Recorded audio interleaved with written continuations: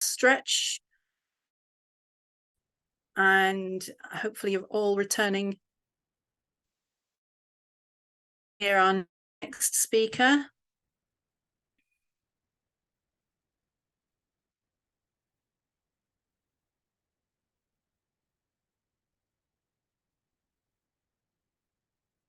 Kris, are you there? I am. So it gives me great pleasure to introduce Kris Hughes, our next speaker. Kris, a long time ago, lived in Edinburgh and developed, I don't know whether you developed your passion for folklore at that time or whether it just sort of like started before that, but that reinforced it. She was a professional musician at that time with folk music in particular. She has a passion for Celtic folklore, I would say in particular the Mabinogi, but definitely a wide range of Celtic folklore as well. She runs a collection of wonderful online courses, which I can thoroughly recommend, on a wide range of Celtic stuff, in particular sovereignty goddesses, horse goddesses, and female figures in the Mabinogi, but definitely not confined to those areas.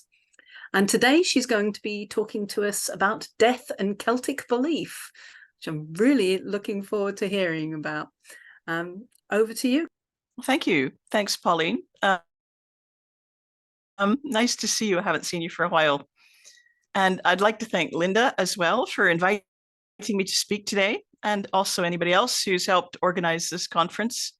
I'm just going to ask people while I'm doing the talk, if you could possibly keep use of the chat to a minimum. I would appreciate that. I'm just old and very distractible. So it tends to throw me off a little bit if there's lots of things popping up all the time. If you forget, don't worry, but that helps me. So Linda asked me to present this talk, which I've presented before. Linda's seen me present it before. And also now appearing on YouTube. So I apologize to anyone who's already heard me present this material. I have updated things slightly for today, and I've included a bit of extra clarification in a few places for people who might be less familiar with Celtic ideas and Celtic names. I know that names in particular can be difficult to digest. They don't always look written down the way they sound. So I've included most of the names I'll be saying as slides in my PowerPoint so that you can at least connect the names to their written forms as we go along. So let's get going. People naturally wonder what happens when we die and what Celtic speaking people of the pre-Christian past believed about death. And most of us see death as an impenetrable wall. We can never know what's on the other side of it until we actually die. We don't know where our dead friends and relatives have gone. We don't know what the experience of death will be like. Of course, some people believe they know the answer. Maybe their answer is provided by their religion, or maybe they think it's provided by science. Maybe it's even based on some kind of experience they've had. So I'm not out to prove anything wrong here. Pardon me, I've got a bit of a throat this morning. So many religions provide answers about death for their followers. Some of them don't. If you're involved in modern Celtic-based practice, it's natural to ask what pre-Christian Celtic people believed. So I'm going to do my best to cover that today. It would be a 5-hour talk if I went into every and explained every corner. So don't worry, it won't be a 5-hour talk. But first, I want to deal with a few basic questions based on the things that people sometimes ask me. So even if you believe that the gods are real, which I very much do, the practices humans have constructed around the gods are still man-made. The construction of religions often include agendas. And one of the most common agendas is simply to encourage people to behave in a certain way. You may say that a pure religion only encourages people to interact with the gods in a certain way, whether that's prayer or worship or sacrifice or whatever. But religions usually have a cultural element. And so humans construct their religions in ways that encourage people to follow certain customs by saying, you know, the gods want us to do things this way. Maybe even the gods will punish you if you do bad things. And then we look around and we see people doing bad things, and there's no sign of the gods punishing them at all. So if you're trying to shape people's behavior through religion, one approach is to tell them, if you do this, you will be punished in the afterlife. And if you do that, you will be rewarded in the afterlife. And the great thing about this is that, yeah, nobody can disprove it. So a cynic might say that all this talk of punishment in the afterlife is just playing on people's anxiety. More and more people are rejecting this kind of thinking. Some of us are able to comfort ourselves with a softer view of the afterlife, one in which everybody gets another chance of happiness and our pets go over a rainbow bridge. And some of us comfort ourselves with what we see as cold logic. There's no proof of consciousness after death. It's just the end. You cease to exist, but therefore it's painless. But plenty of people are still anxious about it. They may have rejected the Christian model, for example, but hell is still at the back of their mind. Maybe they're embracing Celtic paganism, and now they want some firm answers from their new religion. But whatever religion we think we belong to, we live in a world which is permeated by Christianity. And so did most of our ancestors for the past couple of thousand years. So even if you're not a believer, even if you weren't raised in a Christian family, popular culture is still very full of simplistic ideas about death and the afterlife, which are based on the Christian worldview. People go to heaven when they die, and heaven is described as an ideal place, a paradise where angels perch on clouds. But possibly some people go to hell when they die. There's lots of cartoons about it, right? And there they experience eternal torture. And our culture is so saturated with these tropes that it's hard to completely shake them off. A few times I've been asked a rather naive question: where do Celtic pagans go when they die? But naive questions deserve answers. So I want to deal with that first, at least what I see as the only possible answer. And then we'll delve into the evidence we have about Celtic cultures. So logically, so it seems to me, whatever happens when we die happens to everyone. If the paradigm of heaven and hell is true, it must be true for all people, not just those who believe in it. If instead awareness simply ends when we die, then it ends for everyone. If it's reincarnation, then it's reincarnation for everybody. Now, I have heard some people suggest that whatever you believe will happen when you die, that's what will happen to you. It's an interesting thought, and you can believe whatever you like, of course, but that doesn't seem logical to me. I don't know what happens when we die, but I feel sure that whatever happens just happens, and changing your religious beliefs probably can't change the basic facts. If one of the belief systems which says that you'll be rewarded if you behave well is correct, then it's a great idea to behave well. But then, isn't it a great idea to behave well anyway? So let's go through the evidence and see what we can find out about Celtic cultures. Just give me a moment to share my screen and get that sorted out. And bingo, it works. Great. So Celtic religion, if there is such a thing, doesn't offer firm answers to the people of our time on very many things. While this is partly due to information being lost over time, I wonder whether it's always been the case that Celtic thought was a little bit fluid.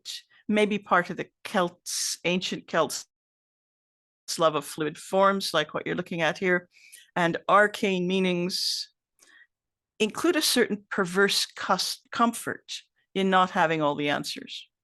Or maybe those answers just didn't get preserved for us. So people like certainty, but I don't know that the Celts necessarily believed in certainty. There's some evidence which offers us clues, but it isn't straightforward. So this might be in part because the Celts, so to speak, were never a single monolithic culture. You can see these tribal maps of Europe and Britain and Ireland, and it was ever thus. The sources of evidence I'm going to present are spread across geography as well as time. Now, our earliest evidence is burials. Some of the best preserved are Hallstatt in modern-day Austria. At first, the burials are simple cremation burials, usually in urns, although at this stage, the language and culture may not have been fully Celtic yet. Over time, cremation goes out of fashion and mass graves start to appear.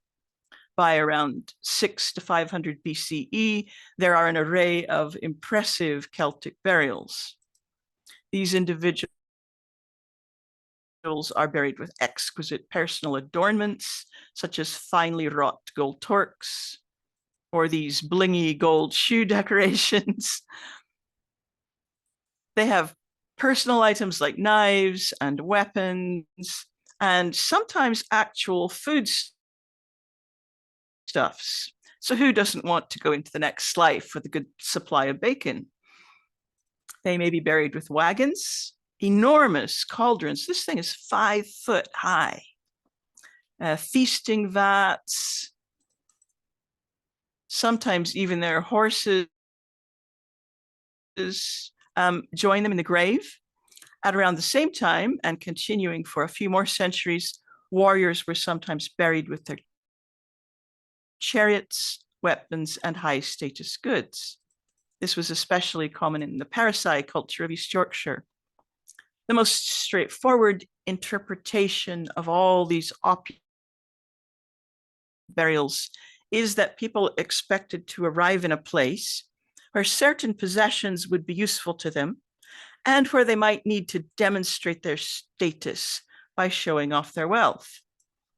It seems like they were expected to spend time somewhere after they died, maybe forever, maybe not.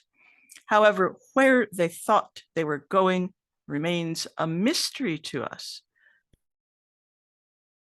because they didn't leave any written explanation of their thinking. Although the Celts didn't leave any writing, several of the so-called classical writers give short accounts of Celtic beliefs about death.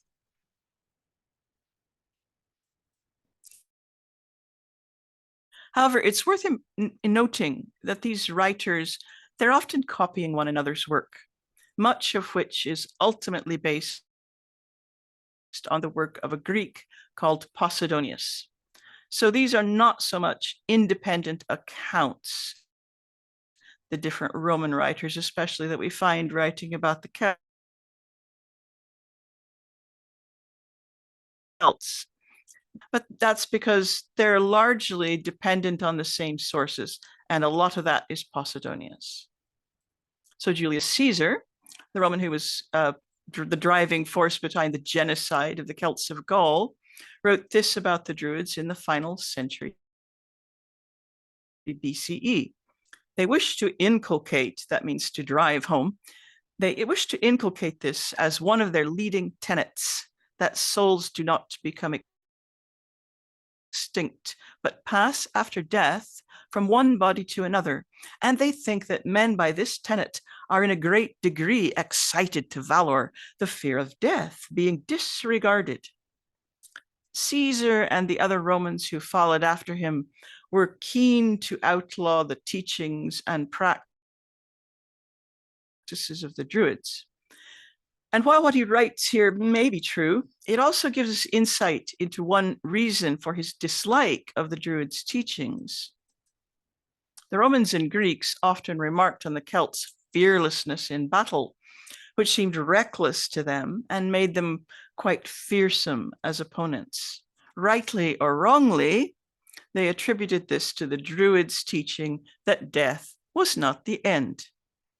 The Romans seemed to feel that this gave the Celtic warriors some kind of unfair advantage.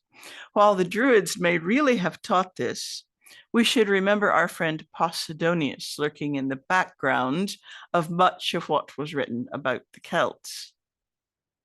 So Posidonius was a travel writer who subscribed to the Stoic brand of philosophy. And his writing about the Celts often takes on a tone of patronizing disapproval. He describes the Celts as highly emotional, hot-headed, and childish. Although some of what he wrote was true, in other words, he does provide us with some useful information about Celtic society, his disapproving tone tended to influence how other writers later chose to portray the Celts. And that might extend to painting them as being foolishly unafraid of death. Many other Roman writers make reference to the Druids' belief in some form of reincarnation or transmigration of the soul. Around the same time as Caesar was writing, Lucan, in his lengthy poem Pharsalia, says of the Druids, "Death, if what you say is true, is but the midpoint of a long life." Pomponius Mela, a geographer from the same era, echoes this and adds his own bits of gossip. One of the precepts they teach, obviously to make them better for war, has leaked into common knowledge, namely that their souls are eternal and that there's a second life for the dead. Therefore, they cremate and bury their dead with things that are suitable for the living. Long ago, traders' accounts and debt collection were deferred until they died, and some individuals happily threw themselves onto the pyres of their loved ones as if they were going to live with them. Well, pay me what you owe me when we meet in the afterlife certainly suggests an extremely firm belief that everyone is headed to the same place in their familiar, recognizable form, and that they'll be spending time there. It doesn't suggest a type of reincarnation in which people take on new forms and don't remember their past lives at all. So we can see some contradiction now between Caesar and Mela as to what the Celts believe. But whether Pomponius Mela was correct about what the Celts said about death long ago suggests that he maybe doesn't know if they still believe this at the time that he's writing about them, since Pomponius wasn't around long ago. He's just reporting hearsay. So that kind of ends our look at the ancient Celts of Gaul, or the Roman accounts of the ancient Celts of Gaul. So jumping forward to the time of early Celtic language texts, there are references in Ireland in the 8th or 9th century to a character called Dun or Dun, which means dark. who is associated with a rock off the coast of Munster in the southwest of Ireland. This rock was believed to be either a place of the afterlife or perhaps a stopping off place on the way to that afterlife. An oft-quoted line of poetry says, "To me, a house, you shall all come after your deaths." That would be Donn speaking. So Donn and his house, known as Tech Duin, continue to be mentioned throughout the centuries of Irish literature and folklore, but his exact nature is somewhat fluid. In the Book of Invasions, one of our main texts, which explains how the people of Ireland came to be in Ireland, he's one of the sons of Mill, the last race to settle Ireland. In other words, the ancestors of the humans who now live in Ireland. He dies, Donn does, falling from a ship's mast before they reach the shore. And this happens near this rock known as Tech Duin, Donn's house. In folklore, Duin became a kind of huntsman of those souls destined to die. So while there's a belief in Duin as a god of the dead and Tech Duin as a place of the dead, there's no clarity about the nature of the place. Is it a paradise, a purgatory, or something else entirely? So another Irish story of interest is that of Tuin MacCarroll. So this story occurs in an 11th century manuscript, but the story itself appears to be considerably older. For those of you who don't know, Ireland in particular, because it wasn't invaded by the Romans or the Saxons and was kind of left to its own devices until nearly the 12th century, when the Normans finally invaded, managed to preserve a lot of its pagan lore, even though it was Christianized by that time. So Tuin is said to have arrived with the first of the many waves of people who arrived to settle Ireland. All of his people were wiped out, except for Tuin himself, who had fled into the wilderness as a kind of wild man. When Tuin reached old age, he fell asleep in a cave, expecting to die. But then he dreamt that he was a stag, and when he awoke, he was the actual animal that he dreamt of. This is how Tuin tells the story later. "As I was asleep one night, I saw myself passing into the shape of a stag. In that shape I was, and young and glad of heart. After this, from the time that I was in the shape of a stag, I was the leader of the herds of Ireland." Now, this doesn't describe reincarnation as we usually think of it in the sense of Eastern religions. There's no rebirth. Tuin passes directly into the body of a virile adult animal, or perhaps his body undergoes a kind of metamorphosis. In the course of the story, Tuin has this experience several times. He lives as a boar, a hawk, and finally a salmon. In a way, this recalls Caesar's statement that souls do not become extinct, but pass after death from one body to another. Tuin is eventually reborn as a human when he's caught by a fisherman during his salmon life and is eaten by a woman who then gives birth to him again.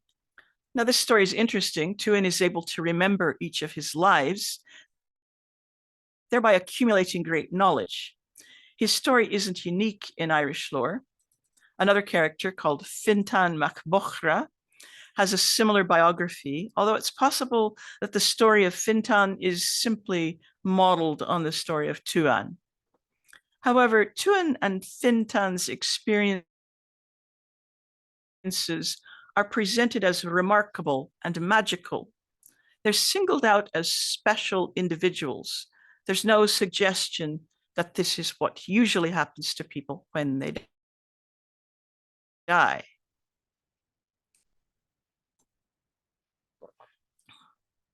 So the second branch of the Mabinogi is a Welsh story dating to sometime around the 11th century, but probably with antecedents which are much earlier.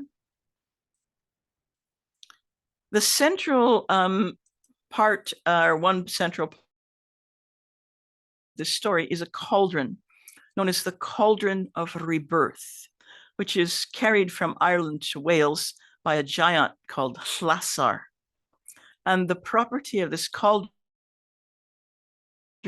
is that warriors killed in battle can be placed into it and they will be revived and fight again. The peculiarity of the cauldron is this: a man who is killed today and thrown in the cauldron, by the next day he will be as good as he was at his best, except that he will not be able to talk. It's widely believed that this panel from the Gundestrup cauldron, which dates to around 100 years BCE, depicts a similar story of the cauldron of rebirth. You can see the men being thrown in, and I assume walking away or riding away as good as new. But again, this story is a story of a special case, not a suggestion that rebirth via a bath in a cauldron is everyone's fate. There are other stories of the revival of individuals by magical means, or perhaps because they're deities. So when the god Lugh kills the Dagda's son Kermit, Kermit's three sons set upon Lugh, kill him, and he's buried under a cairn of stones. The Dagda then acquires a magical staff, which will bring Kermit back to life. In another story, Angus, another son of the Dagda, is grief-stricken after the death of his foster son, Dermot. He carries his corpse back to his own house. And he says this: "Since I cannot restore him to life, I will send a soul into him so that he may talk to me each day." No further indication is given in the story as to how Angus accomplishes this. And it sounds like Dermot is basically still dead. In a story set later in history, the god Lugh, who you may remember died a few stories back, appears to Conn of the 100 Battles, a king of Tara. At first, Conn and his men believe that he's a ghost, but Lugh assures them that I am not a ghost, I am not a phantom nor a specter. I have come on account of my fame among you since my death. Oops. And Lugh appears even later, eloping with Dectira, the daughter or sister of Conover, sister in some stories, daughter in others, in order to beget the famous hero Cuchulainn. But Lugh, like Kermit and Angus, is a deity. The normal rules of life and death don't exactly apply to them. So one of the most common mistaken ideas I encounter, or at least I think it's a mistake, and Celtic scholars seem to agree with this. The most common mistake is that people believe that some form of Celtic otherworld, as described in our many stories, is a paradise for us in the afterlife. There doesn't appear to be a single otherworld in Celtic cosmology. The Welsh speak of Annwfn, but we don't really know where it is. It may be over the sea, underground, or simply in a different dimension, which is quite imminent, adjacent to our own world, easily strayed into. It's generally described in positive terms as a beautiful and ideal place of lavish palaces and beautiful orchards. Huich, himself a mortal prince and quite alive, finds himself in such a place. He approached the court, and in the court he could see sleeping quarters, halls, chambers with the most beautiful decoration on the buildings anyone had ever seen. Lo and behold, he saw the household and hostings coming inside, and the most exalted and refined host anyone had ever seen. They passed the time with food and drink, singing and carousing. Of all the courts he had ever seen on this earth, here was the best, with food and drink and gold vessels and royal jewels. Just occasionally, Anne even takes on a darker and more sinister tone, as in the poem The Spoils of Annuvin from the Book of Taliesin. However, since those who visit on this occasion are apparently there to steal a cauldron, perhaps the cauldron of rebirth, we're not sure, and to steal other treasures, perhaps it's no wonder that it's dark there suddenly. Much of the description of this version of Annuvin is intentionally obscure, but here's a few lines. And before the door of Hell's Gate, lanterns burned. And when we went with Arthur, famed in adversity, save 7 none returned from the mead feast fort. 70 men would stand guard on the wall. It was difficult to speak with their watchmen. 3 shiploads of Prydwen, that's Arthur's ship, went with Arthur, save 7 none returned from the fort of impediment. Now, the fort of impediment and the mead feast fort are probably just names created by the poet to describe Annuvin. In the modern era, Annuvin came to be regarded by most Welsh people as something like the Christian hell. If it had ever seemed like a paradise, they thought that had just been a trick of the devil. Irish lore is full of other worlds, as well as the House of Dun, which we've talked about. We find Tir na Nog, the land of youth, and Awan Avlach, the place or temple of apples. And this is usually presided over by Manannán mac Lir. And it's often placed on the Isle of Man, which is somehow simultaneously in the mundane world as the Isle of Man, and at the same time, it's Awan Avlach. There's also a land of women, a land of promise, a plain of honey. It isn't always possible to tell whether these are poetic names for one place or specific places with different names. And of course, there are the worlds which exist inside the she mounds. Again, most of these places have rather indefinite locations. The she mounds seem more like entrances in many ways, although in other cases, they seem like dwellings of specific individuals. But perhaps they're even by going into the she mounds, you may find yourself on an island. The land of the she might be reached by passing through a mist or just by accident.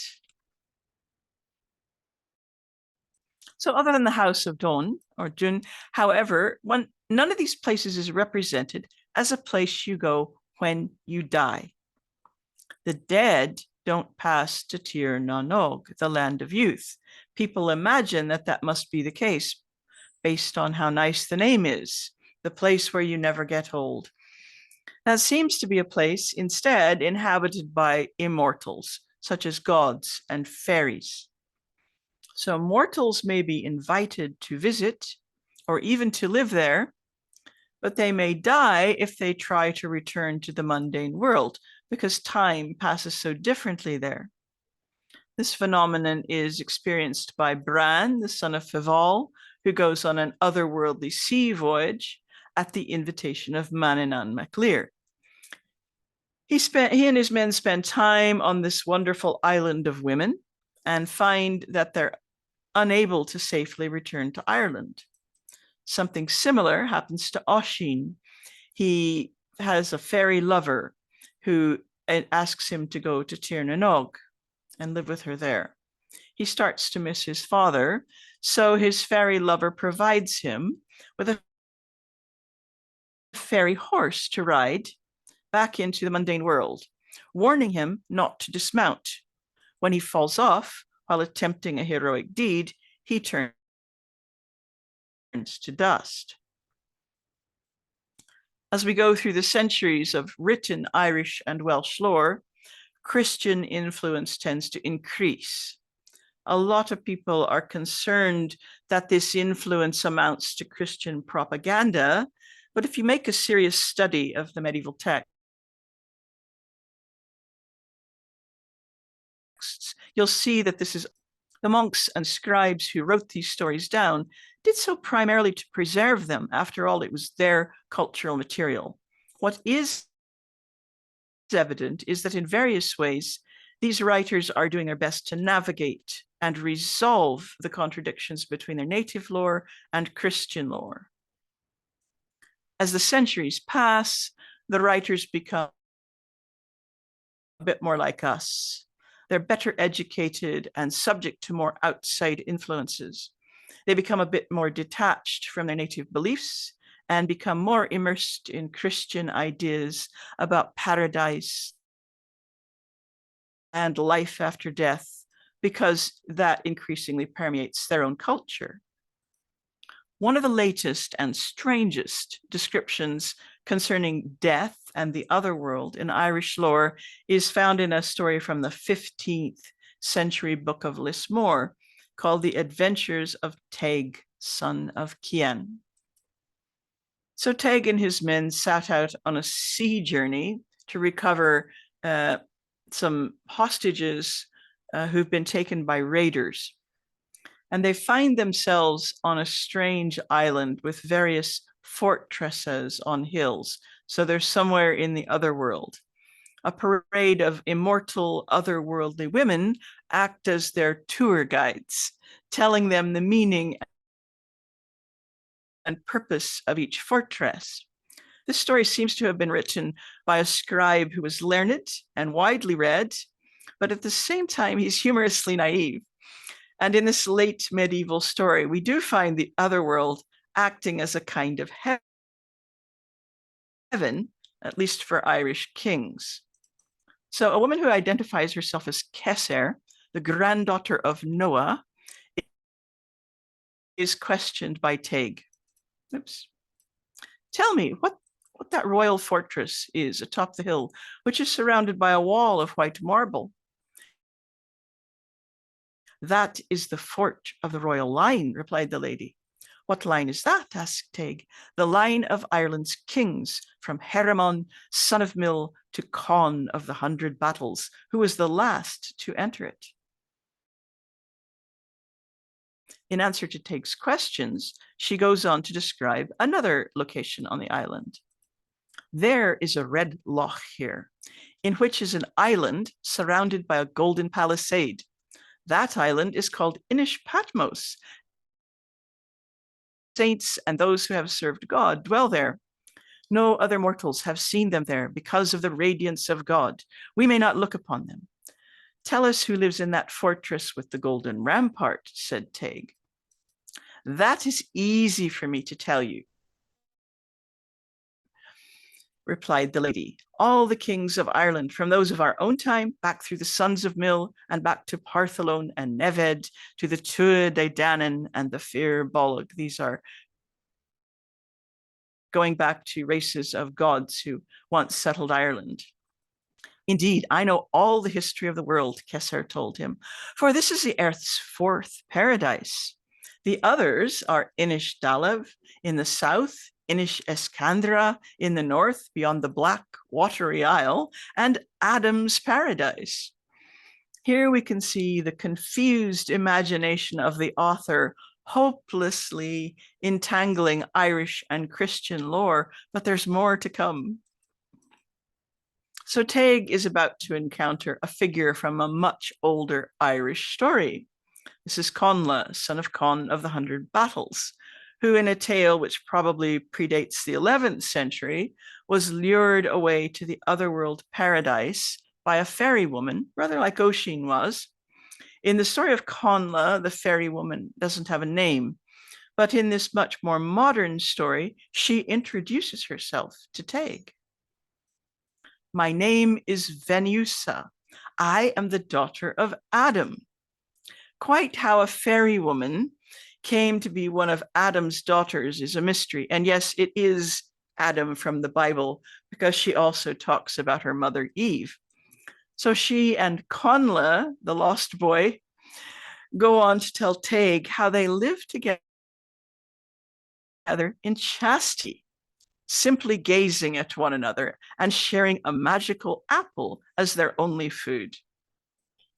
Well, said Teig, that is both beautiful and comical at the same time.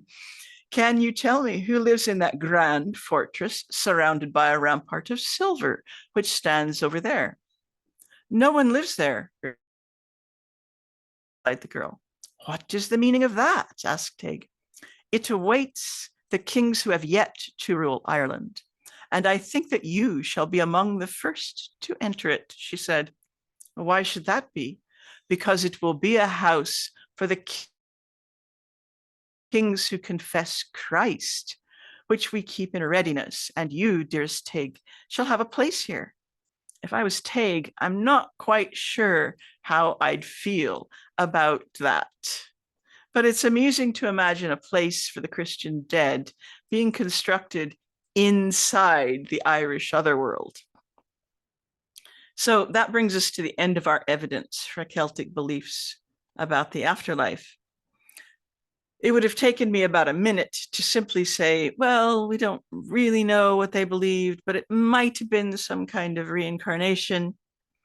But I hope this much longer tour of the evidence will help you see that there were undoubtedly different beliefs in different times and places, and that Christian thinking, both in the late medieval period and the neo-pagan period, have tended to conflate some things with Christian cultural tropes and get us all a little bit mixed up.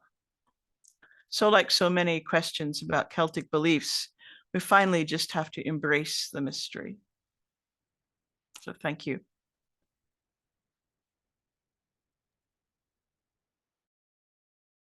Thank you, Kris. That was fantastic. Have we got any questions from people? Oh, maybe we have one straight away from Bat, is that? Yeah, thank you so much for this. I have a question sort of interpretation, and I know it's definitely subjective, I would imagine. So I guess as I'm also learning about some of this as a beginner on my own, and for me, I tend to interpret if someone is formerly human and they visit an other world but cannot physically return without turning to dust. So in my head, I sort of see that as functionally dead from a living human perspective. And I'm sort of curious if you think that that may have been the implication, sort of, okay, this person is functionally dead, it's just being sort of described in a different way, or would you say that there is evidence that some of these Celtic beliefs would see this as importantly different from physical death, if that makes sense? I think they do see it as importantly different. In one sense, they are functionally dead, just as, you know, in the 19th century, people used to have wakes in Ireland and Scotland for people who emigrated because they were never going to see them again. They were functionally dead to the people who knew them, but they weren't dead. They were living in Australia or Canada or the United States or whatever. So that's a difficult one, but I know what you're asking me. Is this a hint that these people have somehow died and gone to Tir na Nog or something? And I don't think so. That's certainly not what the tales seem to be saying. Interesting. Thank you. Sure. Anybody else? There's a couple of comments in the chat, basically both thanking you. Oh, my pleasure. Jenny Blaine has written, excellent, fascinating and informative. Thanks. Indeed, embrace the mystery. And Emma Quirk has written, thank you. Yeah, I think embrace the mystery is really it. We just a combination of not having written material, until fairly late, and that written material doesn't tend to offer us a lot of certainties about things, which leads me to think that since the written material covers so many other things in reasonable detail, that perhaps the Celts too were embracing the mystery. Maybe that's why they were so fascinated with legends of people who went somewhere and they kind of understood where they were. I don't know. Yeah, so thank you very much for inviting me. It's very early in the morning here for me. But yeah, very enjoyable. And I caught the end of the previous talk. That sounded interesting too. Well, So thank you very much for joining us. Do we have any last questions for Kris? Yeah, I'm happy to. Looks like we've got a few minutes. Tied in, if you heard the end of the last talk, which was it's a lot about ritual.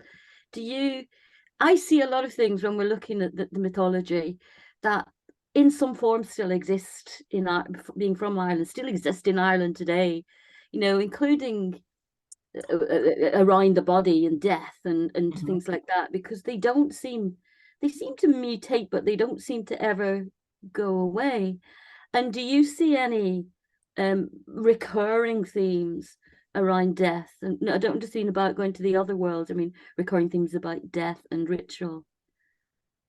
Not really, no. And that's interesting. We just see people. There are one or two cases where, for instance, Conn of the 100 Battles loses a wife toward the beginning of the story of his son Art, and it's said that he buries her in a grave mound. And I think one thing we have to, Pauline introduced me as being interested in folklore. I'm much more knowledgeable about mythology, like medieval mythology, than I am about more modern folklore. So I can't speak for what's in the folklore, but in mythology, that death is represented as sad, and people are there's a lot of people dying in battles, and cairns are raised over them, which I assume will be, maybe be turfed over later, or who knows. But or of course, in Brythonic mythology, we carry their heads around. But there isn't much about the ritual of death. And whether that's, of course, it's possible that some things are downplayed in the mythology because it's written down in the Christian era and they had specific funeral rites, ideas about purgatory at the time, and that sort of thing. I really don't know. But I do think that a lot of what we find in folklore is much more permeated by the Christian worldview, and so it's difficult to separate it out. I don't know if that's quite what you're asking me, Linda.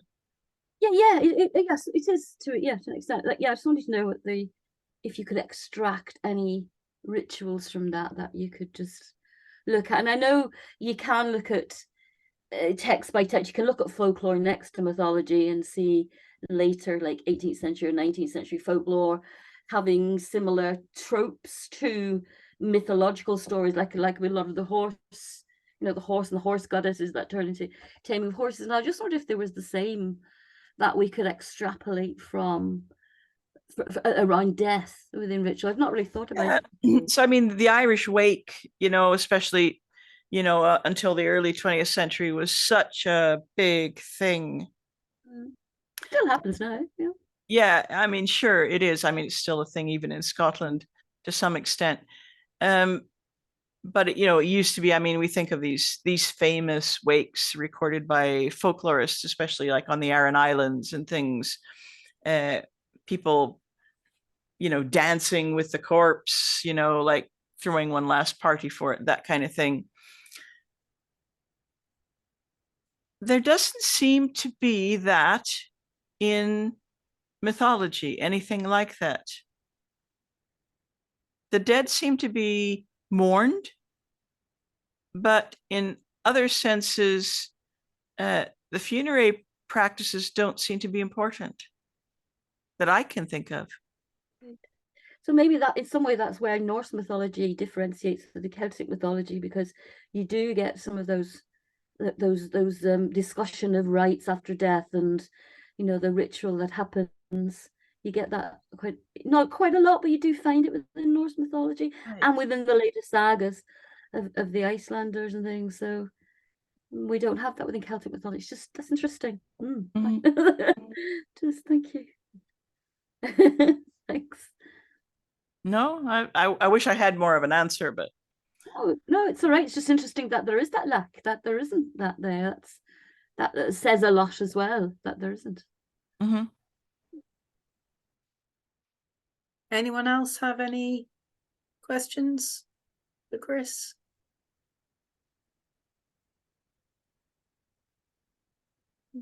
Okay, well, thanks very much, everybody.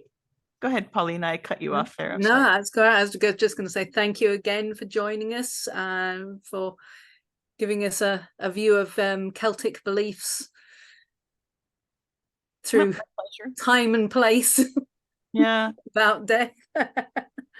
And for those who are interested in learning more of the Celtic end of things, really recommend Kris's course, and you can find her website. It's godeeper.info. Thank you. Yeah. You want to post it on the chat, Kris? Do you want to post your... Oh yeah, I could do that. Yeah, I could post my stuff. I'll do that as we go along. It'll take me a minute to find it all and do it, but I'll do that, sure. Thank you. So again, we will then have a 5-minute